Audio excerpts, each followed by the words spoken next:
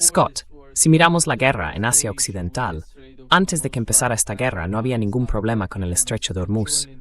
Ahora mismo, Irán no está cediendo, está controlando el estrecho de Hormuz. Toda la guerra, todo el conflicto, está ahora mismo en el estrecho de Hormuz, mientras hablamos. Yemen está entrando en escena. Reuters informó de que Yemen quiere un nuevo mecanismo en Bab el-Mandeb. Quieren un sistema de peajes en Bab el-Mandeb. Esa va a ser la nueva política. Se ve como la guerra está cambiando, reconfigurándose en Asia Occidental. Es complicado. Ya no se trata del programa nuclear iraní.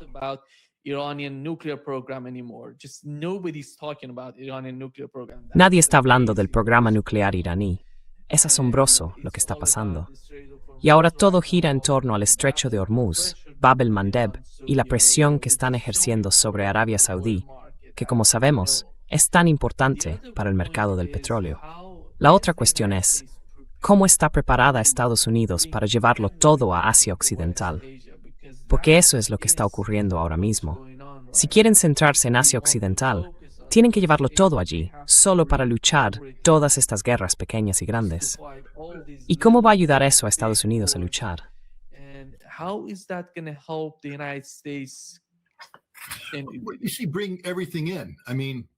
Ya ves, traerlo todo. Quiero decir, es como si yo fuera a Las Vegas y dijera, cuidado, voy a ponerlo todo sobre esta mesa. Me lo voy a jugar todo en esta próxima apuesta. Y entonces meto la mano en la cartera y saco $3, porque es todo lo que tengo. Ponerlo todo. ¿Qué tiene Estados Unidos? Hubo un tiempo en que podíamos desplegar 700,000 soldados en un abrir y cerrar de ojos. Lo hicimos en la Operación Tormenta del Desierto. Hubo otro tiempo en que podíamos desplegar 200,000 soldados en un abrir y cerrar de ojos. Lo hicimos en la Operación Libertad iraquí. En realidad, era Liberación Iraquí, pero entonces nos dimos cuenta de que sus siglas formaban petróleo, y nadie quería ir a la guerra por el petróleo, así que lo cambiamos por libertad. Hoy, nada. Esto no es embrujada. No puedes frotarte la nariz y hacer que aparezcan fuerzas por arte de magia.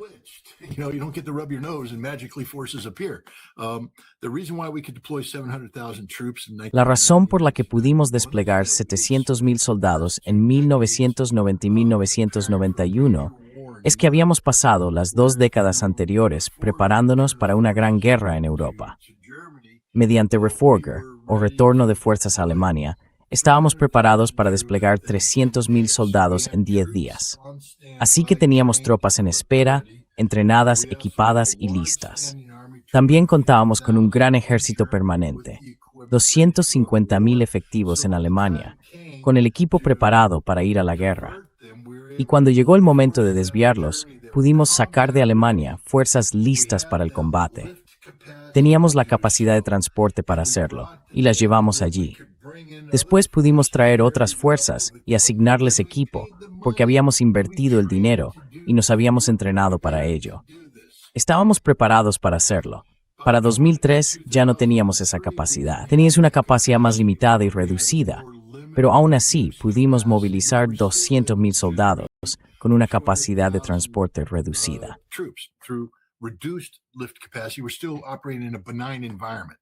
Seguimos operando en un entorno favorable. Desembarcamos en un puerto de Kuwait donde no hay fuerzas enemigas atacándonos. Acumulamos fuerzas sin que el enemigo tuviera capacidad para oponerse.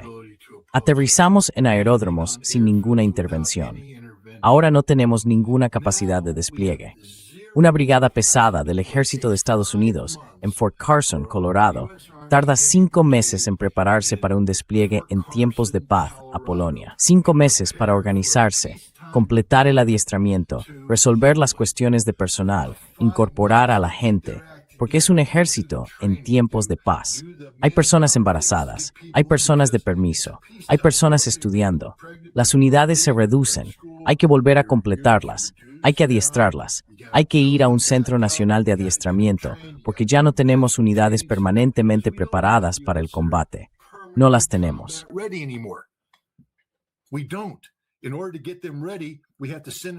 Para prepararlos, tenemos que enviarlos al NTC, el Centro Nacional de Entrenamiento, y reforzarlos. Después los sacamos y los desplegamos en Polonia para su pequeña rotación de 6 o 9 meses. 5 meses para hacer eso. Y eso es solo una brigada.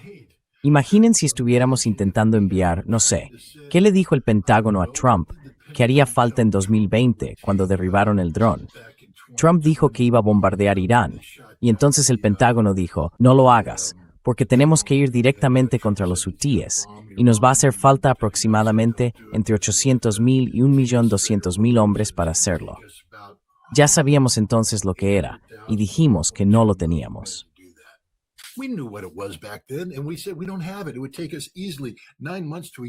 Nos llevaría fácilmente de 9 meses a 1 año y medio reunir estas fuerzas, movilizando a los reservistas y adiestrándolos. Y luego, ¿cómo los llevamos hasta allí? El general Berger, comandante del Cuerpo de Marines, reconoció que no podíamos. Dijo que estamos atados a un sistema heredado de transporte anfibio, en el que todos los recursos van en un solo buque. Y cuando nos acercamos, la capacidad iraní de denegación de acceso y sus misiles antibuque lo hunden todo. Hay una razón por la que nuestros portaaviones operan lejos de las costas iraníes, porque si nos acercamos, nos vemos desbordados. Intentas llevar transporte anfibio a Chabahar para desembarcar y proyectar poder hacia el interior, con el fin de tomar el estrecho de Hormuz, que era el plan de guerra de 1985 en el que participé, y no ha cambiado.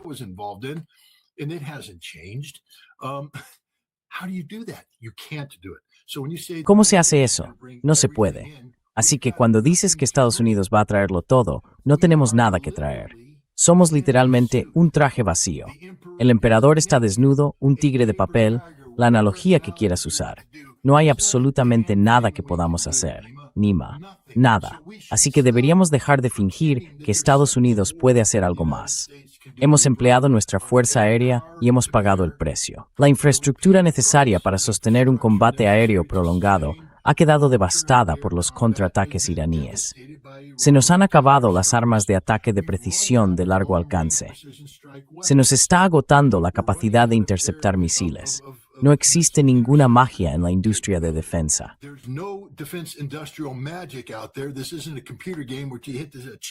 Esto no es un videojuego en el que introduces un código de trucos, pulsas un botón y de repente desarrollas capacidades. Esto es la realidad. Y nuestra industria de defensa no es capaz de responder a tiempo. Así que hemos agotado todo lo que teníamos. No nos queda nada con lo que reemplazarlo. ¿Y qué? ¿Vamos a fingir que Donald Trump va a acumular recursos para un tercer intento? No, se acabó. Hemos perdido. Fin de la partida. Y ya es hora de que Estados Unidos lo reconozca. Y también es hora de que Arabia Saudí y los países árabes del Golfo lo reconozcan. Si siguen alineándose con Estados Unidos, solo les van a pasar cosas malas.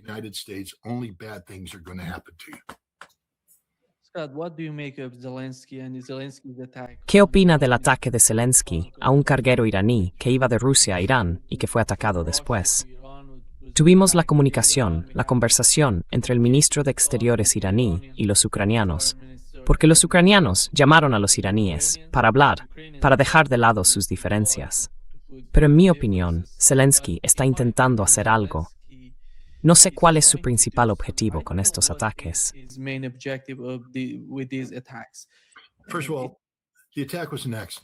Ante todo, el ataque fue un accidente. Fue una consecuencia desafortunada de la declaración de Zelensky del 25 de junio de una guerra de influencia de 40 días basada en drones contra Rusia, ampliando el alcance y la escala de los ataques ucranianos para causar daño a Rusia. Y se tomó la decisión de extender los ataques al Mar Caspio. Así que los drones ucranianos empiezan a volar sobre el Mar Caspio, ven un barco y lo atacan. No sabían que era un barco iraní. Simplemente lo alcanzaron porque a eso se dedican. La campaña ucraniana de drones no es más que actos aleatorios de violencia. Así que atacaron el barco.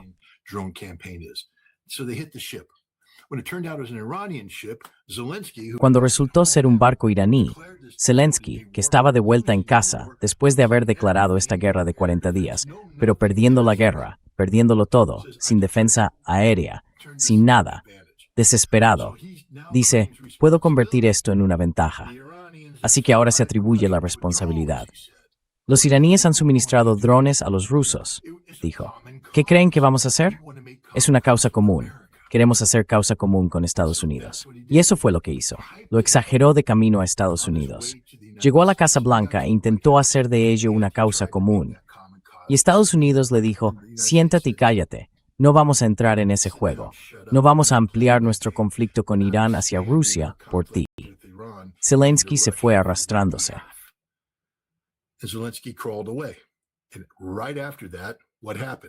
Y justo después de eso, ¿qué pasó?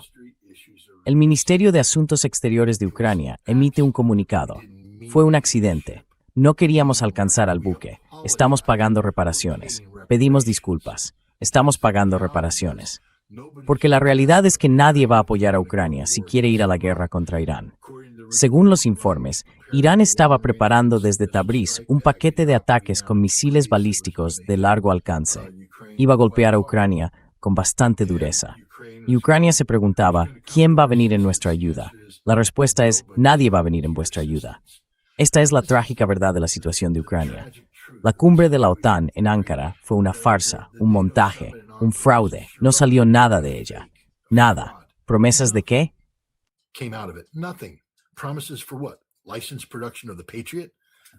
Producción bajo licencia del Patriot. No se producirá ni un solo Patriot bajo licencia en Ucrania. Ucrania dejará de existir mucho antes de que eso ocurra. Promesa de apoyo de Europa. Europa no tiene capacidad para apoyar. Si hay alguien que militarmente es un cascarón vacío aún mayor que Estados Unidos, es Europa en su conjunto. La OTAN, cero, nada de nada. Así que está solo. Esto fue un accidente. De aquí no va a salir nada. Fue un accidente que Zelensky, como parte integral de todo su proceso, en el que anteponen la propaganda y la guerra informativa a la realidad, resultara no tener nada.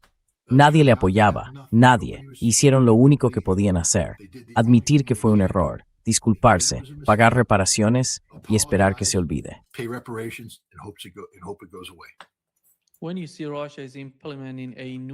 Cuando ves que Rusia está aplicando un nuevo bloqueo sobre Odessa, algo tan devastador para su economía, para las importaciones y exportaciones de Ucrania. Por otro lado, ves que The Wall Street Journal publica que Ucrania es la ganadora. Y por eso Donald Trump está cambiando de opinión. Ayer publicó una foto suya con Zelensky, diciendo que es un buen tipo. Esto es, ya sabe, ¿qué está pasando en su mente? ¿Qué tipo de información está recibiendo en su opinión? Quizá del MI6, de la CIA, de quien sea que le esté proporcionando esta inteligencia. Trump o Zelensky. Hablo de Donald Trump, porque parece que se aprecia algún tipo de cambio en su actitud hacia Zelensky.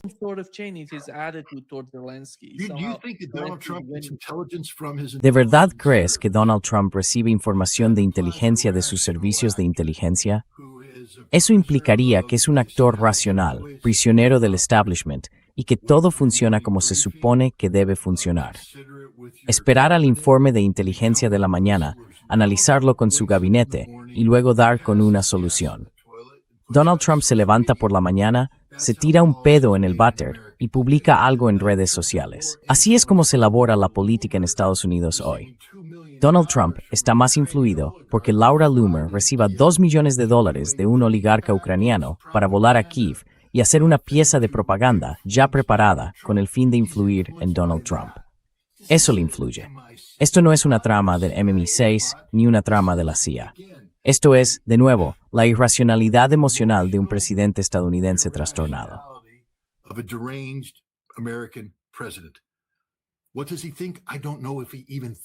¿Qué piensa él?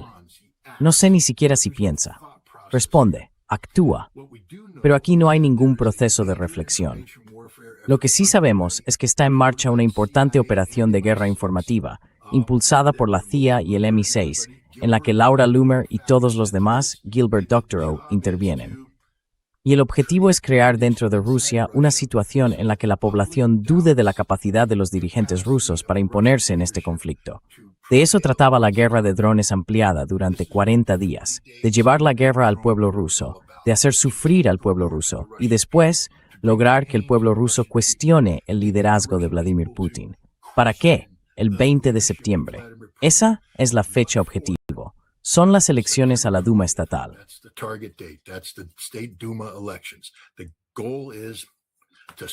El objetivo es expulsar del poder a Rusia unida y derribar la base de apoyo político de Vladimir Putin, provocando que una opinión pública enfurecida, que lo considera un líder débil, lo derroque. De eso va todo esto. Eso es todo lo que está ocurriendo. Es una enorme apuesta para lograr ese resultado. Bueno, antes que nada, quienes idearon ese plan no saben nada de Rusia ni de las elecciones rusas. Quiero decir, ¿cómo socavas a un presidente que ahora mismo cuenta con un apoyo de, ¿qué?, el 76%? Un político occidental mataría por tener esas cifras. Y cuando lleguen las elecciones, créeme, ese porcentaje superará el 80%. Porque, ¿qué hizo Putin ayer? Se reunió con la Duma estatal, ya sabes, el objetivo de todo este ejercicio de propaganda.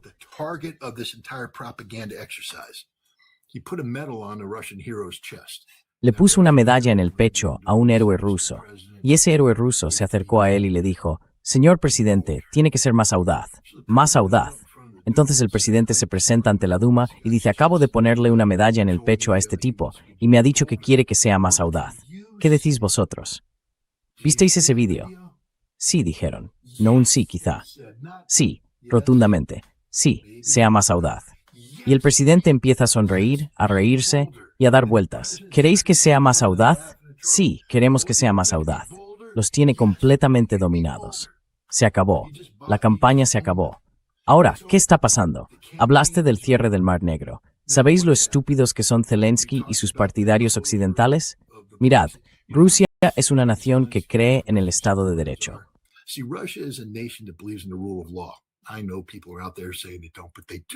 Sé que hay gente por ahí diciendo que no, pero sí.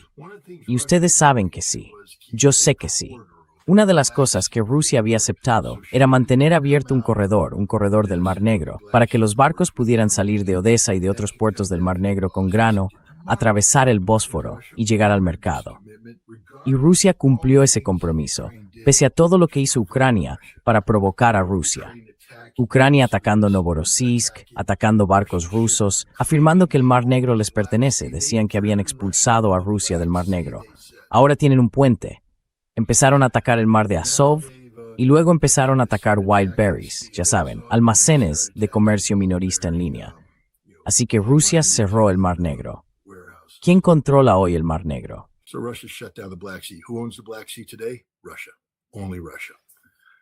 Rusia, solo Rusia. Ucrania no volverá a tener acceso al Mar Negro. Se le ha negado para siempre. En primer lugar, por el bloqueo de facto impuesto por Rusia y por el hecho de que Vladimir Putin ha dicho ya abiertamente que Odessa es una ciudad rusa. Y ha hablado de la partición de Ucrania, incluyendo la devolución a Rumanía de partes que pertenecían a Rumanía antes de la guerra. Eso implica que Rusia tendrá un corredor terrestre entre sus posiciones actuales y Transnistria, lo que significa que la costa del Mar Negro pertenecerá a Rusia. Este es el futuro de Ucrania, y va a ocurrir porque Ucrania se está derrumbando desde dentro. Hemos visto lo que todo el mundo esperaba que ocurriera en Rusia. Ya sabes, destituir a Gilbert Doctorow, destituir al Estado Mayor, destituir al ministro de Defensa.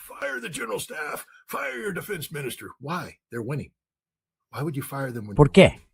Están ganando. ¿Por qué ibas a destituirlos cuando están ganando? Porque eres un agente de influencia. Eres una fuerza desestabilizadora de la inteligencia británica. Vale, lo entiendo, Gilbert. ¿Pero destituirlos? ¿Por qué? Pero nadie habla del hecho de que hubo que destituir a Fedorov, y destituyeron a Syrskyi. Lo mismo que querías que ocurriera en Rusia ocurrió en Ucrania. Miles de personas en la calle exigiendo acción. Eso es inestabilidad. Y solo va a empeorar, porque ahora Rusia, debido a los ataques contra Wild Berries, está destruyendo la totalidad de la infraestructura civil de apoyo de Ucrania. Las gasolineras están desapareciendo. No solo los centros de distribución de combustible, las gasolineras están desapareciendo. Están desapareciendo todos los supermercados. Están desapareciendo todos los almacenes.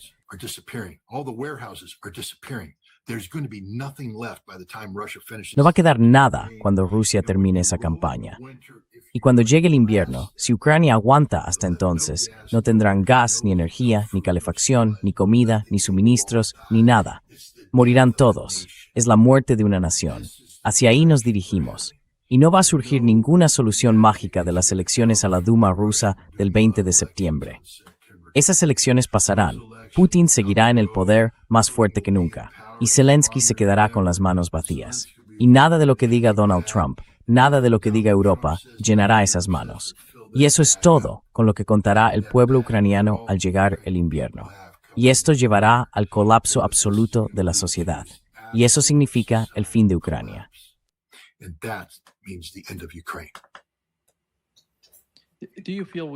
¿Cree que, con esta nueva resolución que se aprobó ayer, básicamente, Lindsey Graham preparó esta resolución sobre sancionar a Rusia? Si Lindsey Graham lo hizo, tiene que ser bueno, porque ese hombre es un genio.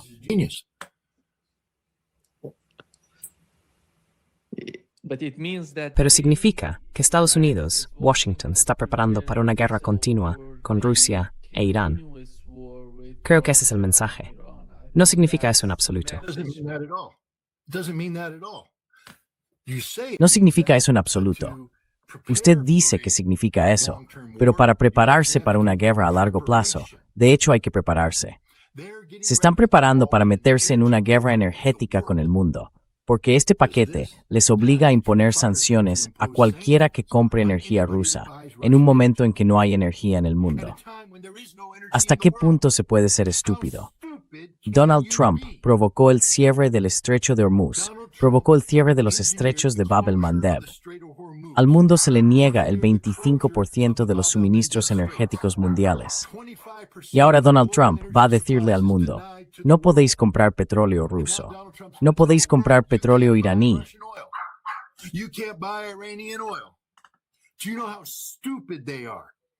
¿Sabes lo estúpidos que son? ¿Qué van a hacer? ¿Depender de las enormes reservas energéticas de Estados Unidos? No tenemos energía. La hemos vendido. No nos queda nada. Está vacío. Creo que tenemos para 15 días. Se acabó. Esto es lo más estúpido del mundo. Es una nación suicidándose porque los políticos no tienen el valor de enfrentarse a la realidad. Esto no tendrá éxito. Puede que se apruebe, pero fracasará. Y en cuanto empiece a fracasar, Trump hará uso de la cláusula de salida y dirá, no quiero hacer esto, no voy a imponerlo, porque va a perder a India, va a perder a China, va a perder a todo el mundo.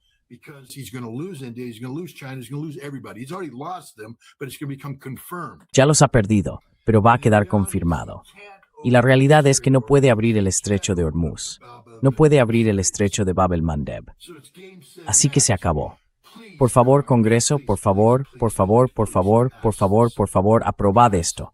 Aprobadlo, porque acelerará la derrota de este hegemón irresponsable llamado Estados Unidos. Y dejará al descubierto ante el pueblo estadounidense la absoluta locura del Congreso de Estados Unidos. Y quizá, en las elecciones de mitad de mandato, hagamos borrón y cuenta nueva. Es lo único que podemos esperar.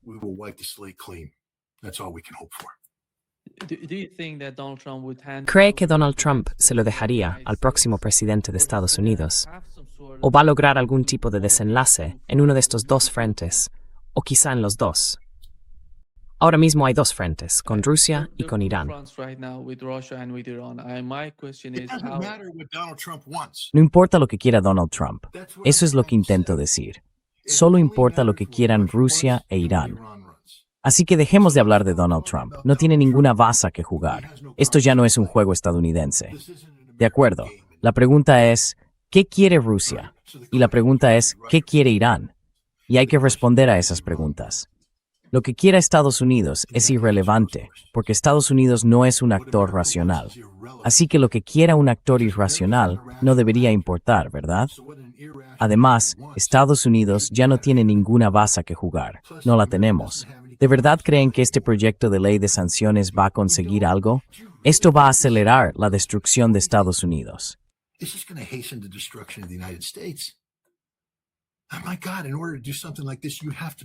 Dios mío, para hacer algo así, tienes que controlar el mundo. Tienes que controlarlo todo para que esto ocurra.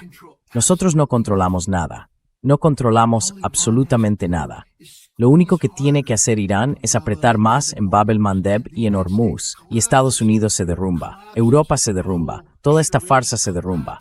Para que las sanciones funcionen, el orden internacional basado en normas tiene que estar en marcha y funcionar plenamente. Pero Mark Carney lo ha dejado al descubierto en Davos como un fraude. Todo el mundo sabe que es un fraude. Aquí no hay nada. No puedes hacer cumplir una norma si no tienes un sheriff que la haga cumplir. Y el sheriff es gordo, de cara naranja e inestable, y no tiene armas ni munición para esas armas. And has no guns and has no ammunition for the guns. I mean, we have to stop. Quiero decir que tenemos que dejar de fingir que Estados Unidos tiene relevancia en el mundo actual. No la tiene. No la tiene. Solo somos una potencia en declive. Y si seguimos con esta estupidez, lo que vamos a ver es que el declive se convertirá en un colapso. Como estadounidense, no quiero que esto ocurra. Quiero decir, podría perderse todo lo que tengo aquí.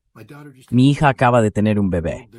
El mundo en el que van a vivir podría ser un caos. Nadie quiere esto. Pero, para evitarlo, tenemos que empezar a ser realistas. Tenemos que dejar de fingir que Donald Trump importa en el mundo. No importa. Él mismo se ha vuelto irrelevante y ha dejado al descubierto sus debilidades. Los rusos y los iraníes conocen las debilidades de Estados Unidos. The Russians and the Iranians know the weaknesses of the United States. Fortunately, both nations understand. Por suerte, ambas naciones entienden que el caos no es una solución. Rusia lleva mucho tiempo diciendo que en política exterior lo que más necesita es previsibilidad. Así que la forma de evitar la imprevisibilidad es impedir que Estados Unidos se derrumbe. Puede que vean a Rusia gestionando problemas para evitar que Estados Unidos se derrumbe. Puede que vean a Irán haciendo cosas para evitar que Estados Unidos se derrumbe, pero ninguno de ellos va a hacer nada para que Estados Unidos vuelva a estar en una posición dominante. El imperio se ha acabado. Así que dejen de preguntar qué va a hacer Donald Trump, qué va a hacer Estados Unidos. No pueden hacer nada. El paquete de sanciones está vacío. Aquí no va a pasar nada, porque si amenazamos con sancionar a la India, ya nos han dicho que nos vayamos a paseo. India, they've already told us to pound sand. We threatened to sanction China, they told us to pound. Amenazamos con sancionar a China y nos mandaron a paseo. Sancionamos a Irán, guerra. Sancionamos a Rusia. ¿Y qué? Nada de eso importa. Lo único que va a conseguir es acelerar el colapso del petrodólar, acelerar el colapso del control estadounidense sobre los sistemas financieros globales. Antes se decía que era demasiado difícil sustituir SWIFT, que era demasiado difícil, demasiado incómodo. SWIFT se ha vuelto insoportable por culpa de Estados Unidos. Sustitúyanlo. Hay que sustituirlo. Ya no es una incomodidad, es una necesidad sustituirlo. Sustituyan el petrodólar. Tienen que hacerlo, porque Estados Unidos no ha demostrado ser un actor racional en el ámbito financiero global. Literalmente estamos escribiendo un guión que conduce al colapso total y a la desaparición de todo lo que esperábamos llegar a ser. Everything we hoped we could be. Lavrov today said that there is no United States in BRICS. Lavrov ha dicho hoy que en los BRICS no hay unos Estados Unidos, no hay una Bruselas. Así que todos son iguales, de la misma manera. Somos iguales. Hablamos entre nosotros. Dejamos a un lado nuestras diferencias y nos comunicamos. Este es el sistema que están creando. Un sistema que funciona para todos, con todas sus diferencias.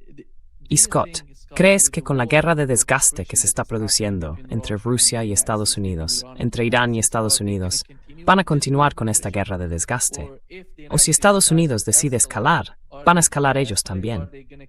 Van a seguir igual. Porque Rusia ha demostrado algo muy importante durante la guerra en Ucrania. No se dejan llevar por la excitación de la guerra. Siguen una estrategia coherente. Debemos esperar lo mismo por parte de los iraníes. ¿Cómo lo entiendes? On the part of Iranians? How do you understand that?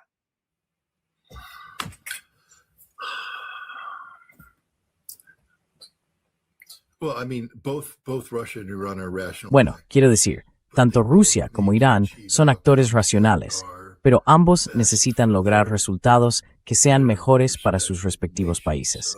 Rusia ha definido el resultado ideal en términos de, ya sabe, resolver las causas profundas del conflicto en Ucrania.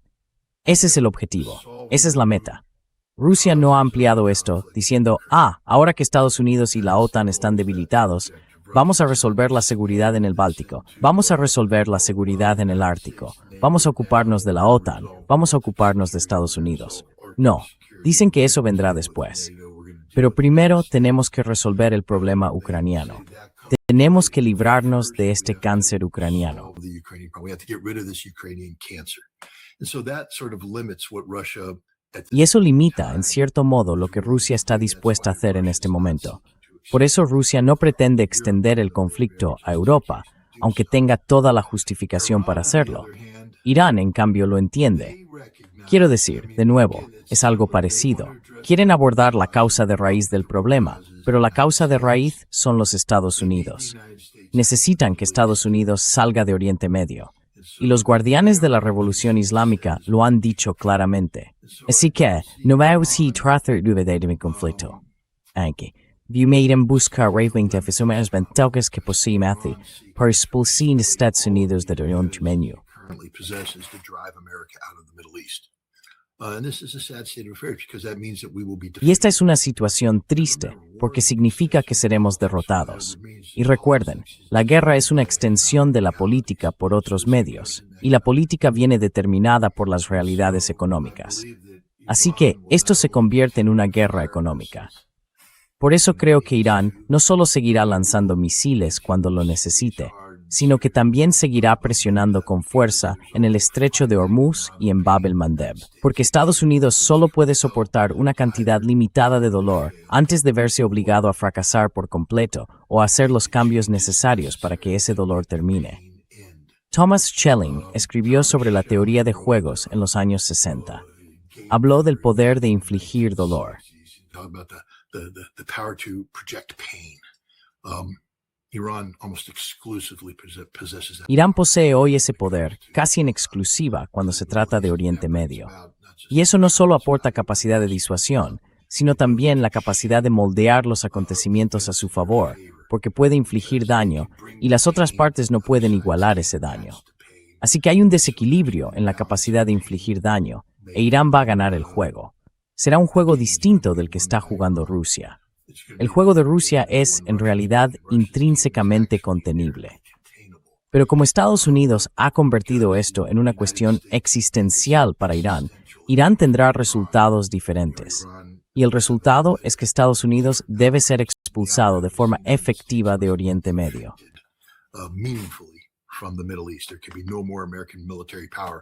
No puede seguir habiendo poder militar estadounidense apostado frente a las costas de Irán. Los estados árabes del Golfo no pueden seguir sirviendo como base avanzada para proyectar el poder militar estadounidense hacia Irán. Estados Unidos debe retirarse por completo de la región de Oriente Medio. Los estados árabes del Golfo deben someterse totalmente a las necesidades, los deseos y las aspiraciones de Irán. Por fortuna para ellos, lo que Irán quiere es paz y prosperidad. Solo quieren que la zona sea segura. Quieren poder vender su petróleo, quieren poder comercializar sus productos, quieren poder vivir en paz. Eso nunca podrá ocurrir si Estados Unidos está en Oriente Medio. If the United States is in the Middle East.